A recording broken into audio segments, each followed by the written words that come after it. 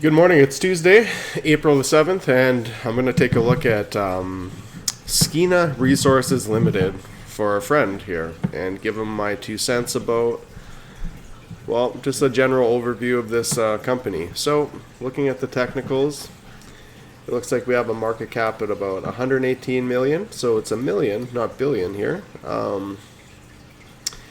It's precious metals, non-energy minerals, is a mineral exploration stage company.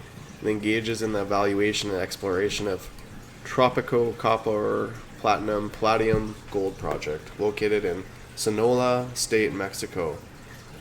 And its headquarters in Vancouver. So this looks like it's exploring potential mining opportunities. So that's what I would suspect that their business depends on finding, like they can't just search, but they gotta find. And I think, I think that they're looking in BC. If I had to, when I looked at this a little bit, so it looks like there's one idea here from February this year, and I think that it's going to be worth taking a quick look at what Mr. Novo said here. So, what's up, everybody? I'm Novo coming at you with another one. Long shift at work. Came home. I got a text from my cousin asking me about SKEENA Resources Limited. Just looking at the 1 month so that you can see the complete timeline. He wanted to get my opinion on it. And when we consider the volume, there's definitely an injection of volume here. And I think that is just people getting on vogue with the gold kick. So the gold kick, meaning that he's talking about everyone kind of having that premonition about gold and silver right about now. Because I'll have to say that this was about a month old too. It's about February 20th, okay? You guys know how much I love stock splits. We got a 110 split in October 17. I got a 1.5 split in June 12. So this was something that I actually haven't paid too much attention to, but as he said this, I was very interested in what he meant, and this is, well, a splitting of the stock, which means they're printing more. Let's just continue. 12, and it looks like I don't see any others showing up. Let's go daily.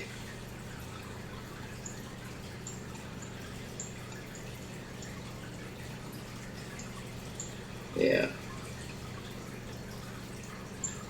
I think it's just the two. Anyways, if a stock has to split to generate more money, it seems like a weak stock.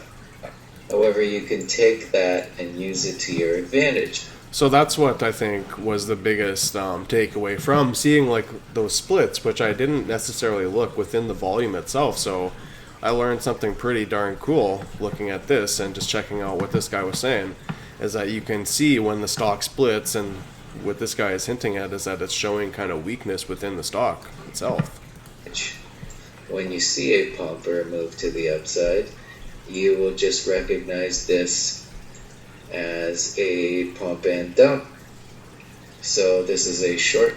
So he's saying in lieu of those splitting, that split action, and let's say if we take a bigger look at this chart as a whole, you can see that it has a general negative trend. And when you look at when these splits actually happened, so when you zoom it in, this is what he's talking about right here. Here's the one split right there. It's got that S symbol.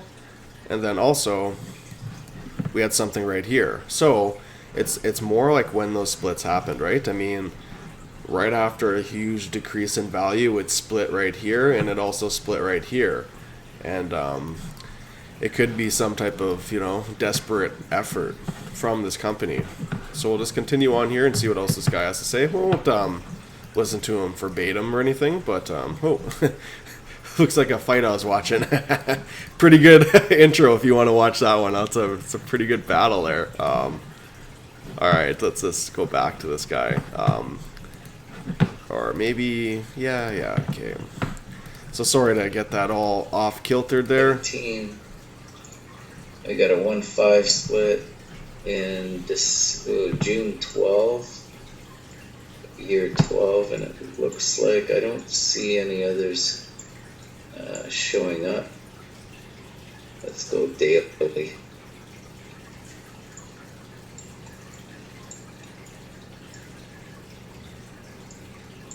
Yeah. I think it's just the 2. Anyways, if a stock has to split to generate more money, it seems like a weak stock. However, you can take that and use it to your advantage. When you see a pump or a move to the upside, you will just recognize this as a pump and dump.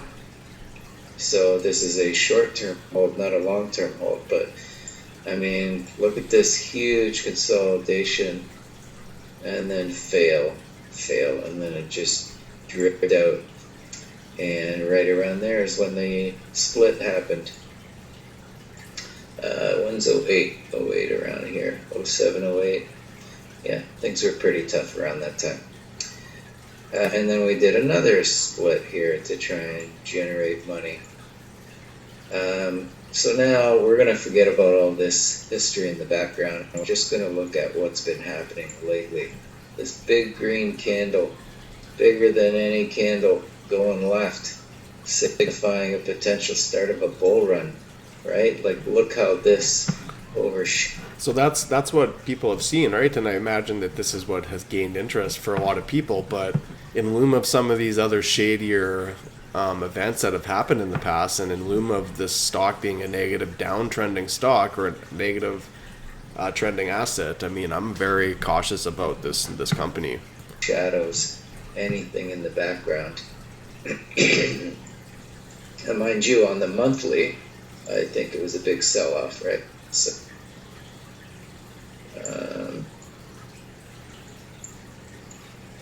correction, green, weekly, green, daily, green, green, green. Okay, so what was this, 8 million? 6 million bucks. Somebody stepped in, essentially. And as we zoom in on this thing, we're on the hourly right now, right? So this was trying to sort itself out. And then we had a touch here. Excuse me, let's zoom in a little more. And for some reason, we bought here, or somebody bought here, right on that green light. So somebody knows something. So we got the big pullback, and then the attempt, we fail, and then the switch to green just under the shadow there, and $8 million boosted it up. Of course, it came back, and now we're trying to figure out what's going on here. This looks like a rollover to me. So maybe the person who bought right here $8 million at $1 has been liquidating 17 cents on the dollar, so almost 20%. Excuse me. And it could be coming back. On half day, it looks like we are just trying to find support on the 50. And we have some divergence, so there's going to be a pullback. What do I mean by divergence? If this is your first video, we have a swing. So divergence is something I haven't done too much, but it's something that I do. What he's going to do is just basically draw a line from, he should draw it from the bottoms right here, and then also draw it from the bottoms here, and it's showing a change. The price is going up, but the momentum has shifted to the downside, which would be a preemptive indicator that we're going to have a rollover here.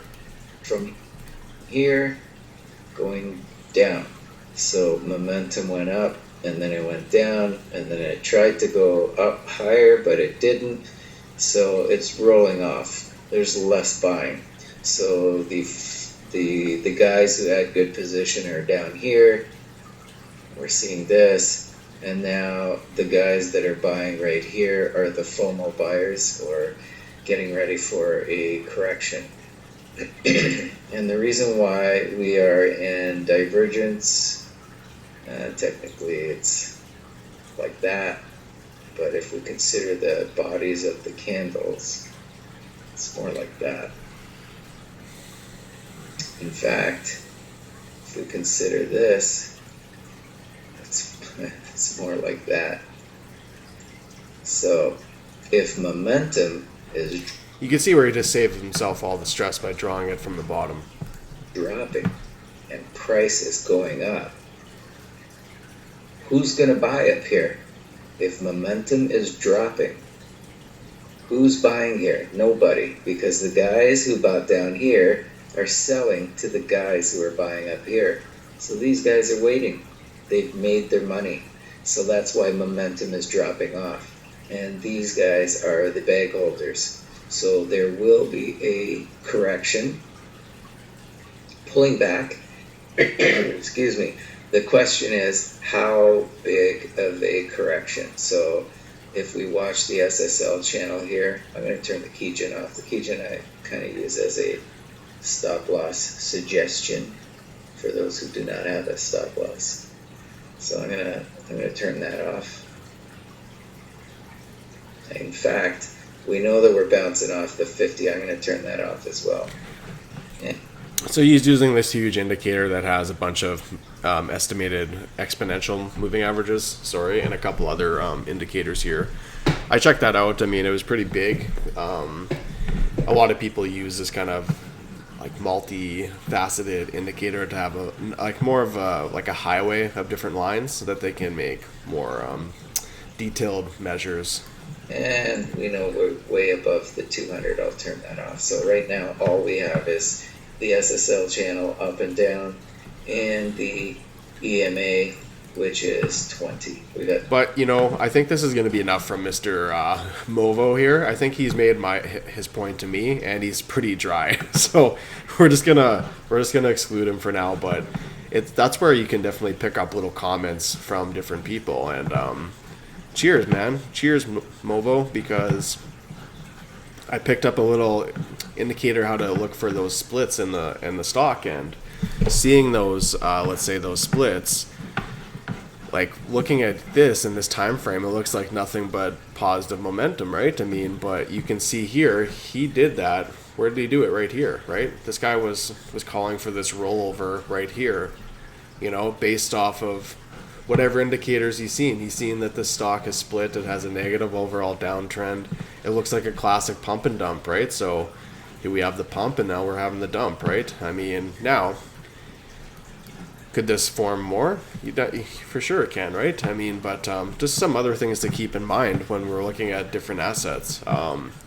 One of the things that I'm just going to quickly look at, because it reminds me of this one, and I'll take a look at this one too in the future, because this is another similar Shore Gold, or what this is kind of bread and butter for a lot of people in Saskatchewan, because it's based out of Saskatoon. It's another mining exploration company, right? For diamonds more exclusively, but similar, right? And look at here, we had this huge pump, and well, look at where we are now, right? We're back here, and look at that, classic head and shoulders, shoulder, head, shoulder.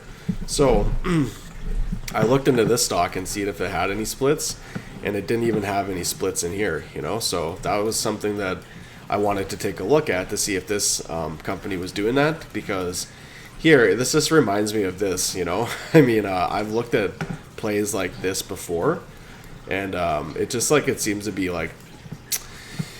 it's tough to say, right? Because sometimes you can start forming this channel up, and maybe this company's going to have a turnaround, but maybe it's just kind of, doomed for these little pump and dumps, and never much is ever going to happen with this stock, right? I mean, I can't really be the predictor of such an event, but I think that when we're looking at long-term investing, this isn't personally mine, this is more like, can we time a bounce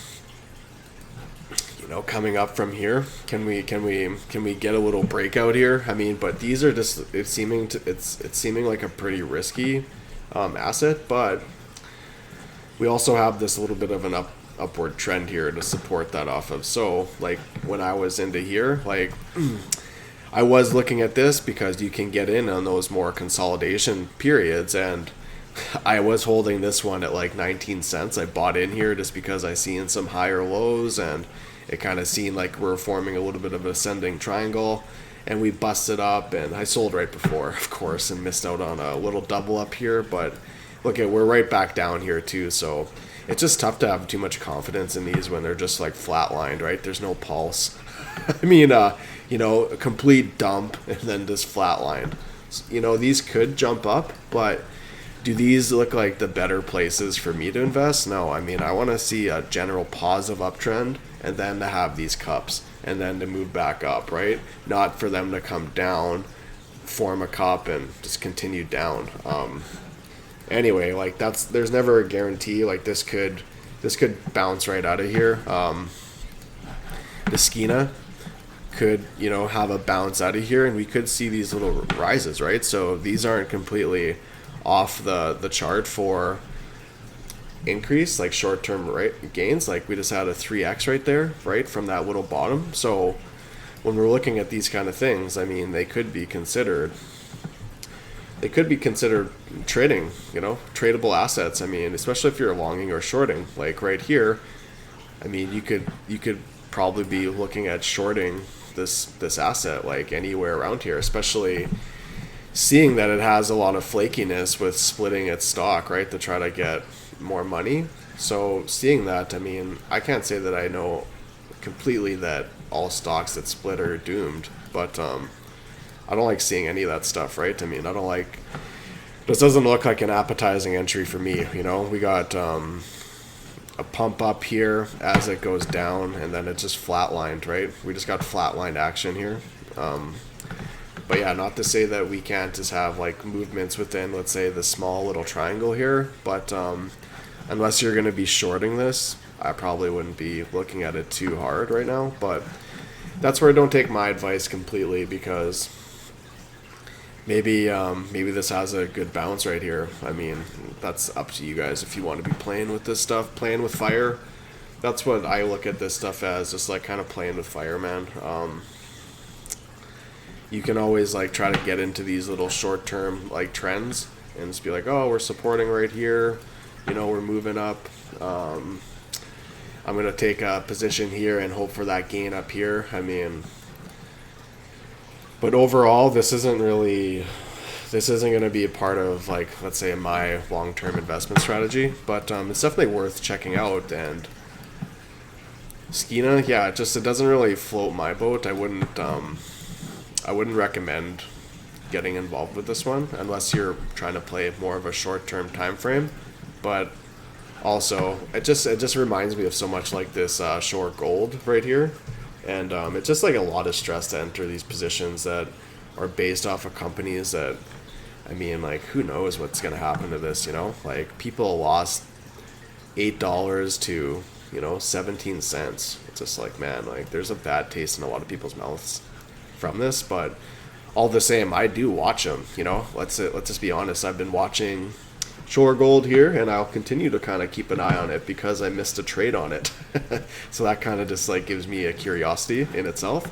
But I would suspect, let's say, movement within here, and possibly, like here has been quite a good support.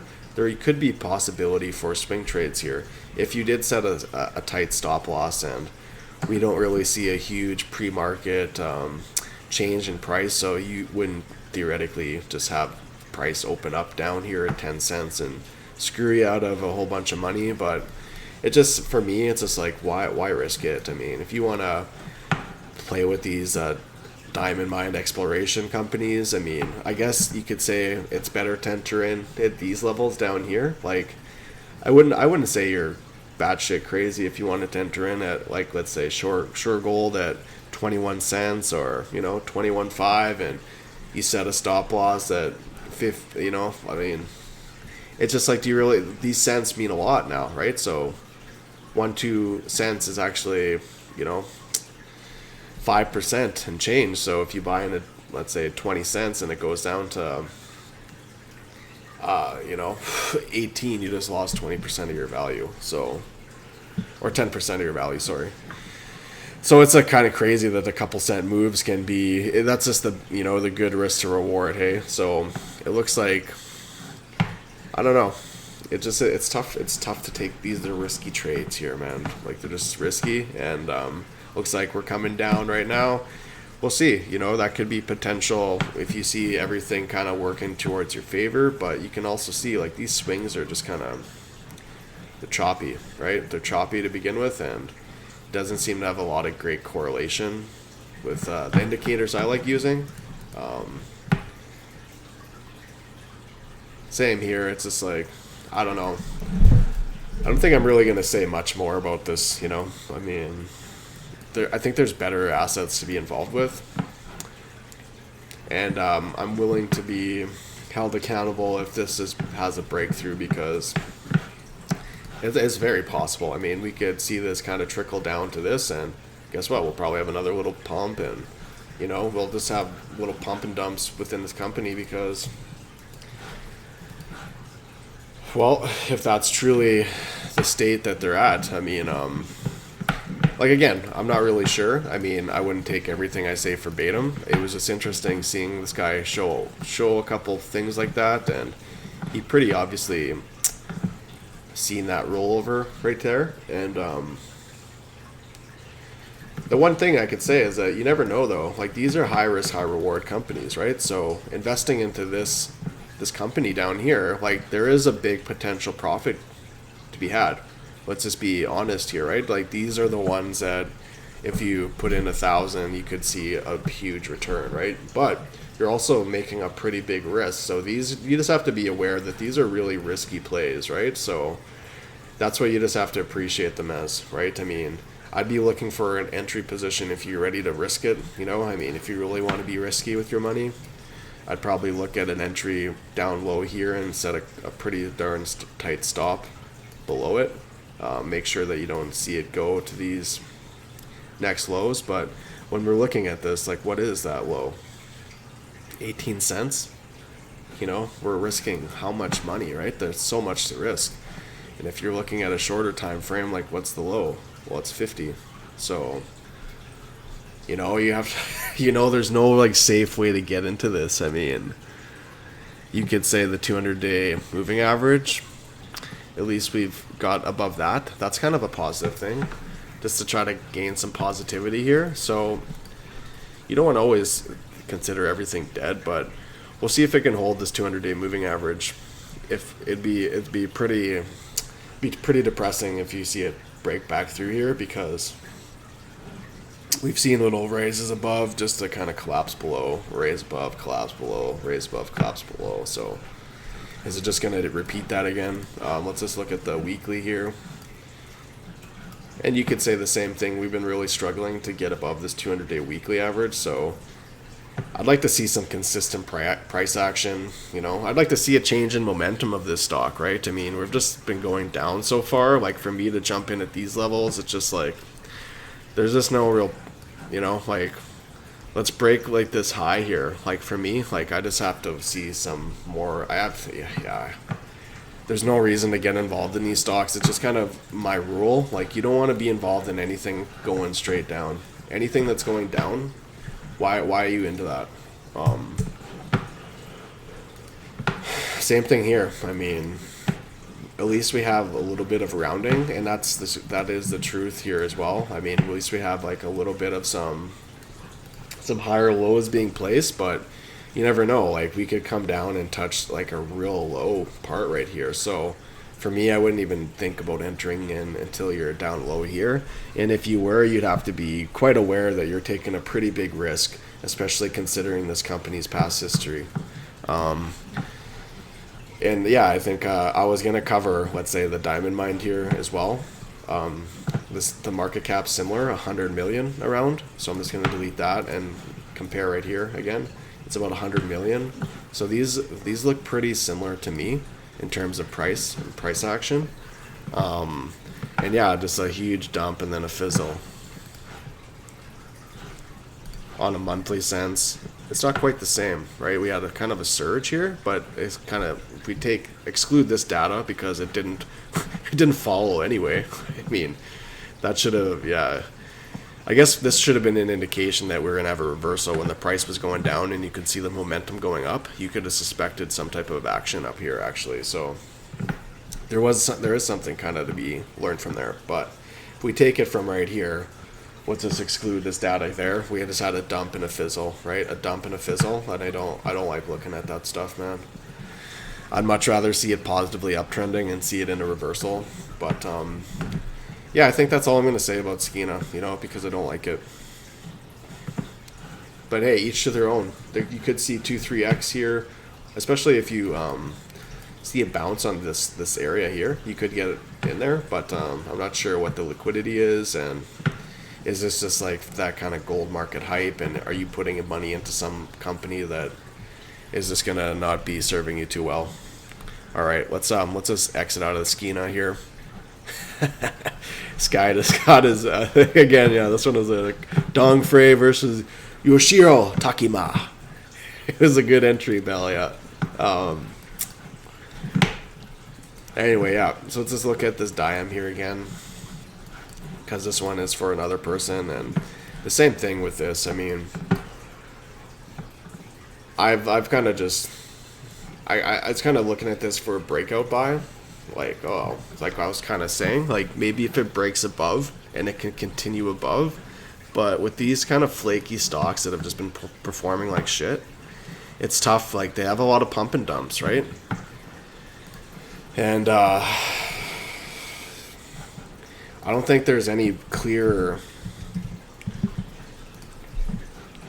pump and dump in this DIAM right here. I mean, what would you call this? A pump and dump, right? So we pump the price up to 50 cents from 20 cents. We just get a 2.5x really quick over 2 months and then dump right off, right? Right to back to where we used to. And I don't know, like if you're in here from $8, I mean, this kind of action doesn't matter, but when you're entering in here, those are pretty big swings, right? So there is a lot of movement that's happening. And when you see a break out of this range, I mean, there is a little bit of encouragement there. So you never know, like how active you want to be on these ones. Like there is a lot of potential reward if this could find, let's say, some diamond reserves. And there's just so many risks, right? I mean, anyone that knows anything about shore gold knows that it should have been operating a long time ago. Like, look how old this company is, 2005. They've been running into problems ever since, right? So these are the unexpected risks that you really want to be do you want your finances subjected to this risk? You know, in 90, like what was the decrease in this one? Minus 98%. Does that sound like smart investing? I mean, not to sound like that. I mean, we all make mistakes, and we ought to learn from our mistakes, right? But for me, you can just see how is this just like a dying trickle, right? I mean, realistically, I mean, you could wait until it gets above 160 before you wanted to get any part of this, because until it resurges back up to here, I mean, you're really just gambling, right? You're just gambling and hoping, unless you know something that I don't. And during this pandemic, is mining exploration going to start operating full speed? I mean, I can just see, can't have these people working next to each other. It's just another excuse, right, to not do something. So, especially working in mines, closed quarters with crappy ventilation. I mean, is it just exploration? I mean, that's just where, yeah, like I said, like I was invested in this one right here. Then I seen a little bit of a drawback, and I was just like, man, this company's trash. Like, I don't want to be involved with this. And then I got kind of scared. I got scared and I got shooken out because I didn't want to risk going all the way down here. It was just like a few $1,000s. I was trying to play around and see if this was a good swing trade. Since then, I've learned more. You know, I've learned more, and I know that these aren't really the best places to go into a position, especially considering, let's say, some of the other plays that we were looking at. Let's just say yesterday. I mean, being a little bit more experienced trader, I mean, we're looking for things that get into this range here. I mean, that's maybe not the best one here, Marvel, but let's just pull up another one.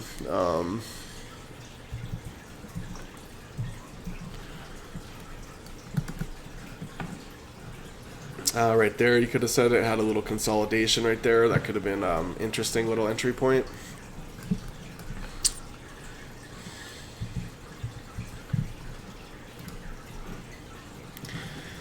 Right here, we could have said, hey, this is showing a nice positive trend. We just had a full corrective market, and right here, like I've said, I might touch on some of these. So I'm just gonna minimize this slightly and take a quick look at some of the other things that I've been briefly creating. So these aren't great, but I remember I've been saying that I'm gonna make a couple lists. Well, here's some general short-term lists. So I got a list of potential long-term lucrative investments, and I got a list of potential swing trade opportunities. So when you're looking at, let's say, DIAM, I have it on here. I haven't really filled it out because I'm just, knowing that it's just a pump and dump. Like, I'm not like a super skilled, swing trader. So for me, I don't really want too much of a piece of that, right? But you can just clearly see that head and shoulders position. But on something like here, let's just say we look up this XLNX right here. I kind of made a condition. So what's the condition that I'd potentially look at this? Well, I said a retest support at 96.82. So that would be it coming back up. That'd be it coming back up in its price action, breaking above, and then having another touch right here. So I'm more or less saying I want to see a higher low above this support, and then I'd be fine to enter in, let's say, midway between here, or let's say somewhere above 96.82 as it kind of goes up, falls back, and has that thing there. I mean, you could just, again, try to break out buy right there, but it's not a certainty that we're not going to just have rollover action here, especially considering this, right? Considering the momentum in the MACD. So I'd like to see these fizzle out, start showing rounding as we still had support above 96.82. That would give me a pretty good confidence that I wanted to enter. So retest support around this point. Stop, we could have it just at this line right here as we went up. And at the target, what would we shoot for? I think for me, it would be a raising stop loss limit. So let's say hypothetically, I just wanted to enter in. We got support somewhere here and we continued up. We could just kind of raise our exit with it, So what do I mean there? Let's say that we bought in hypothetically in this little range right here. We could raise it up with each step. We could just keep on raising up our stop loss, and we could just get the most potential with each rise until it kind of shows us a change in momentum or a change in the MACD. And this isn't a monthly setting too, right? So when we're looking at stuff in terms of swing trading, like, yeah, we can just keep on moving up where we want to exit out if we're doing some type of strategy like that, and that just makes sure that you never lose, right? Especially when you start winning. So that's what you want to do for sure. When you win your trades, you want to maximize the potential from each successful prediction you make, and one of the ways that you can do that is just kind of have a raising stop loss, and a lot of times, yeah, that's what you want to do, especially if you can somehow time a bull market, right? So if you got in, let's say right here, right at the bottom, what's the real reason for you to sell at any time, right? So you might raise up your stop loss to right here and just have it open. You could continue to raise it up, let's say, to right here. And now you could raise it up to right there. As time goes on, we start breaking up the new highs, you can raise it up to here. As we keep going and you keep busting through, I mean, now you can raise it up to, let's say, right here. And that way you keep on, you basically start securing these profits right there as you leave it open for more gain. I mean, it's tough to do that exclusively, but you could look at this 200-day weekly average here, or you could use a multitude of different indicators. But I think the concept is achieved, that by increasing or raising the stop loss is a pretty good method to maximize the potential gain. And maybe you want to have a little bit of, let's say, flexibility, because right here looks like we almost touched it, we came back up, and we kind of failed back down. So unfortunate that this didn't have more of a steady progression upward, but I wouldn't completely dismiss this quite yet. And that's the conditions. I'm going to watch this one, right? I'm not going to enter in right away, but if things unfold properly, maybe that's a possibility. Let's just look at the next one here. And this will just be really brief because, I mean, this isn't my expertise. The same thing here. Let's say looking at QCOM.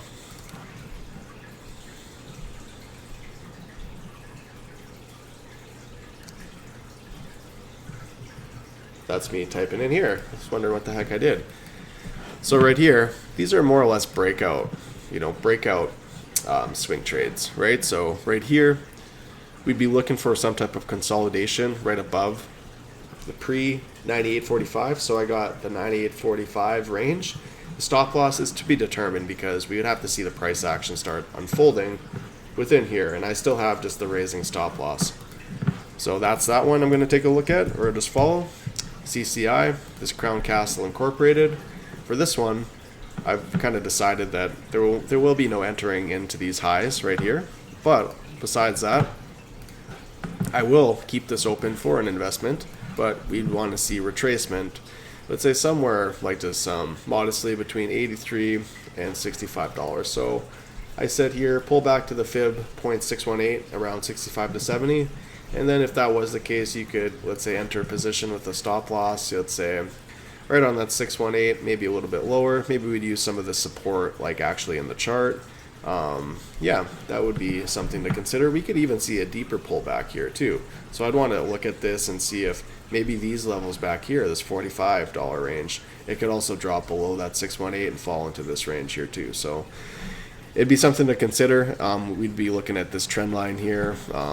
And see if there's any reason for it to fall even further down here. But seeing this is a pretty strong one, I'd be fine with entering in a position like this right here, even if it did drop down there. And if you're long-term holding it, it'd be okay. BZ.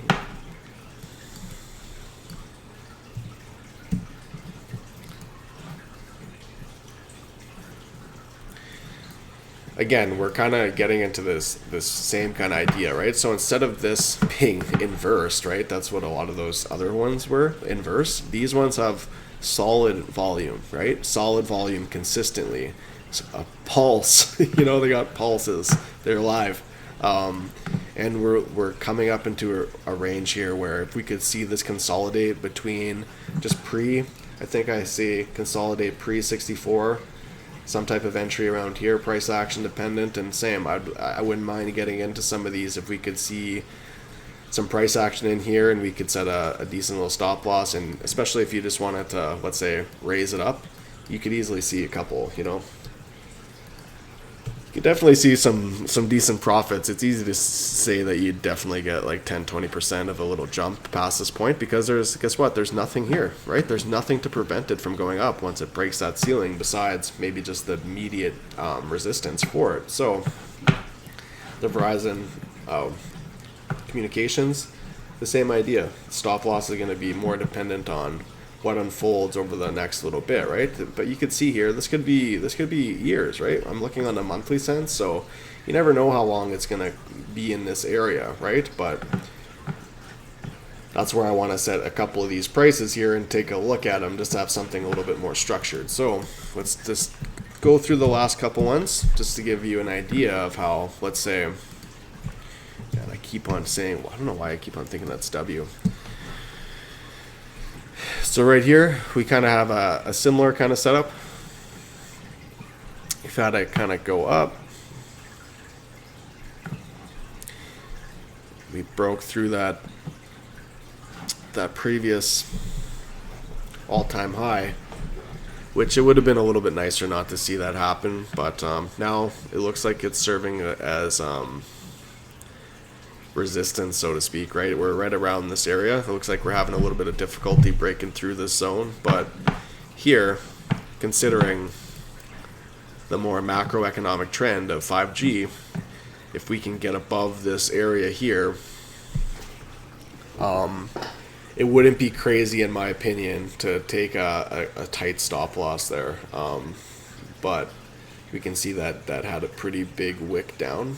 So I'd like to see the momentum and the MACD start rounding here. So that's what I said, rounding momentum in the MACD. So I wouldn't enter into this until we've seen some changes down here. But this looks like it could be setting up like for a decent potential entry. Plausibly, you can see right here, we've had that first little tick upward here. So this one is definitely kind of, we'll see here. We'll see if this can break above, let's say, this weekly moving average right there. Let's look at this on the daily, hey. And yeah, this daily moving average, we'd like to really see that break through and gain some support there and not just have it trickle down. So yeah, this VMW is something that will be interesting to see. This one might be, the time frame might be even shorter than the rest. We might be seeing a breakout in this one. The decision is upon us. It's coming soon. One more here. The Marvel. And this one, it has a lot of volatility too, so doesn't mean that positive upward trending stocks don't have volatility. I mean, look at this stuff, right? So this stuff has crazy volatility. We did have a higher high right here, so to speak, right there, which makes me curious about this one as well. If we can continue this trend of, let's say, having higher lows and higher highs, this is where these things can be interesting, right? I mean, whenever we get on that little shoot, right, how long can it be sustained, especially in loom that we might be coming towards this area? So for Marvel here, there's a couple of different ways you could look at it. I mean, there could be like a potential, buy along this trend line coming up somewhere around here, especially if we see a little bit of a retracement down like so. Or there could be another setup here. We could see a price action move up into this range and start consolidating, which I'd be more than happy to take a position here if we could establish some type of tighter stop loss. So these are just some of the things that looked more tasty to me, a little bit more appealing to me in terms of potential swing trade opportunities.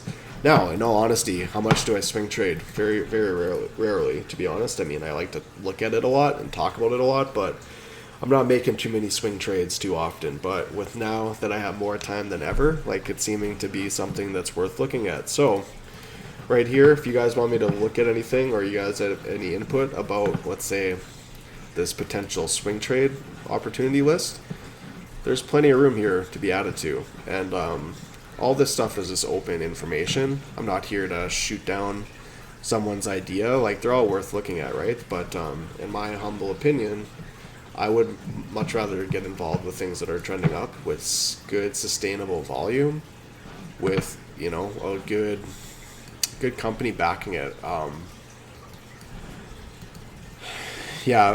Everyone can get their own exposure to risk, and for me, I got my exposure to more risky investments with different assets, right? I mean, for me, I have also my list of long-term investments, which I've already covered. The silver ETF, the gold ETF, another gold and silver ETF, silver and gold itself, right? So this is basically all related to gold and silver. And this is just some general things that I like to do in my head. These never always come perfectly true, but let's say just with a silver ETF, looking at a 1 to 5 year time frame,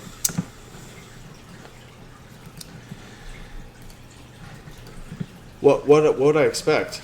I mean, for me, I would expect potential risk of loss of 25% maybe at the most in the price of this ETF versus a potential 1 to 6 increase in price. And I mean, this isn't a guarantee and not financial advice, but this is just kind of a rough estimation in my own mind what could be plausible, right? Now we have GLD, the biggest gold one. Well, I got it a little bit more than silver in terms of risk because I just think gold is a little bit it's gained more value of recent times versus silver. It's kind of lagging. Silver never seems to be valued what it should be, so I usually give it a little bit more risk and a little bit more reward with silver assets. So that's why I put gold as a potentially a little bit more risky for maybe another 5% downturn in price, and its potential is a little bit tougher to move up because it has a much larger market cap, 9 trillion, right? So here we have a combination of silver and gold, so I've kind of amalgamated the potential return, 1 to 5x, potential 25% decrease. So these risks in here with these companies are pretty solid, right? And I put bigger risks with these versus gold and silver because they're companies, right? So that would be just a very rough addition of risk because they're actually businesses, and silver and gold themselves have no actual risk, eh? There's no company. So with here, when I went down to silver and gold, I'm a little bit more bullish on these 1 to 3 years. I don't see silver really decreasing in too much price. Now, let's just go look at this right now because it's kind of had a little surge. I might have been thinking more down here at that 11, that touch at $11. Like, I don't see it going much lower than that price, more than let's say that 10%. That's what I'm kind of meaning. Now, could silver be worth $11 in 3 years? It could be. It could. I mean, it could, right? I mean, that's just what it could. I mean, it could just continue this kind of, it could just be more drawn out and it could get into here, right? I mean, do I expect that? No. Could it happen? Yeah. I mean, that's the risk that you take, right? Nothing is guaranteed, but I'd say this 10% could be bigger, but when we're really looking at reward, I mean, it's quite easy to say that, well, from $10 back to what? 48, let's just say 50. You do the math, right? It's not quite, it's definitely 4. Let's just say conservatively 4 times your money to get back to the all-time highs. And if that truly did happen, I mean, we're not even, granted that this will take a much longer time to fulfill, but we're not even, that's just getting back to the all-time highs, right? That's not even the next cycle, so the next cycle that we have here, right? So when we look at this, we have this, right? So right now we're in this downward trend. Right? And how much longer before we actually retain back up to here? I'm saying there's a 4x just to this point right here, right? Never mind that, right? And never mind that it's not a business, right? So I'm just going to delete some of that.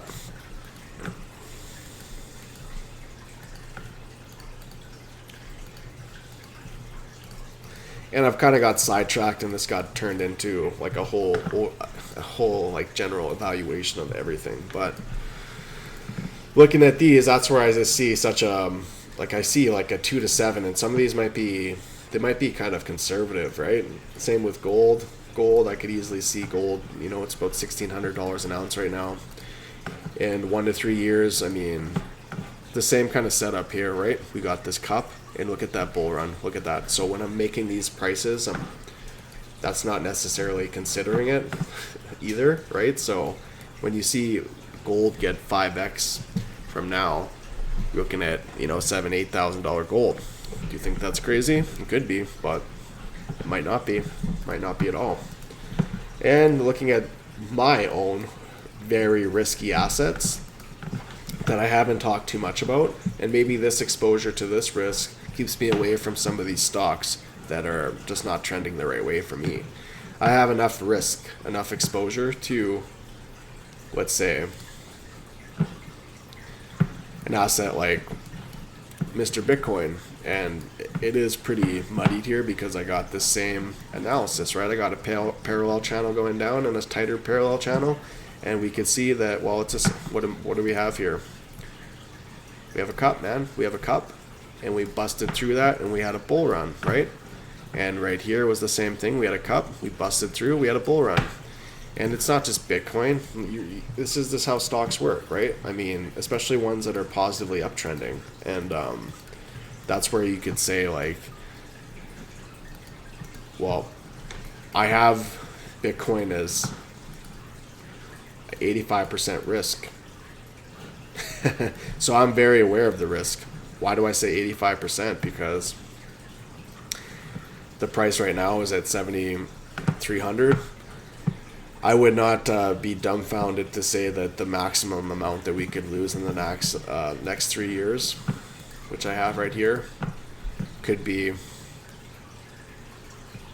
would be crazy, but we could see it come all the way down to like $1,000 some dollars. Now that is the ultimate downside, worst possible case scenario. Now, like, we haven't had any real confirmation that we're moving up out of this cup here, and I'm just gonna delete some of this because it's so messy you can't see a darn thing. And I've done so much work on here.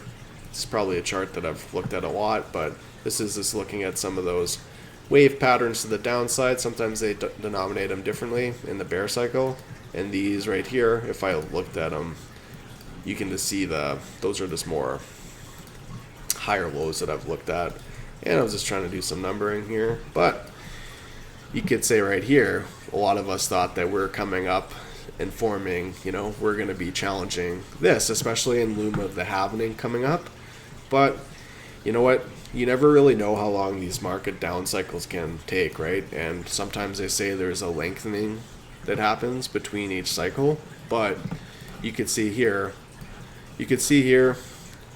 the cup action, right? We can see that cup action, and once we do get up to here, we can just play that breakout, which with the 5G stuff, that's what a lot of the stuff I was talking about, because once we get up here and actually break above, it's a pretty good play. It is a good play, right? When we get up here,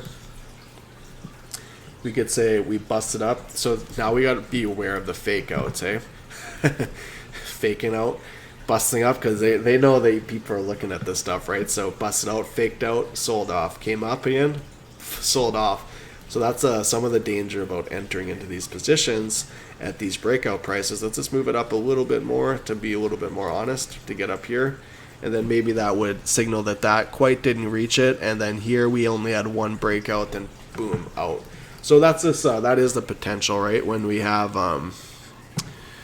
breakouts, but you could always set a tight stop here, and maybe you'd buy and sell once or twice to get that huge amount of gain, and that's probably worth the risk, right? Especially some of these other indicators suggesting, and with the macroeconomic success of, let's say, digital currency, you could see here, I mean, this is just like, for me, this is just a time to accumulate, right? Small amounts of accumulation during this phase, especially when you don't need this money for years, right? So this is a years of investing, because nobody knows if Bitcoin's going to be like this. No one wants to see it like that. No one wants to see this shit go, not bust out until 2024. Everyone says the halvening's supposed to happen right now. Let's go, we're ready, But right here, this was a pretty big market cycle.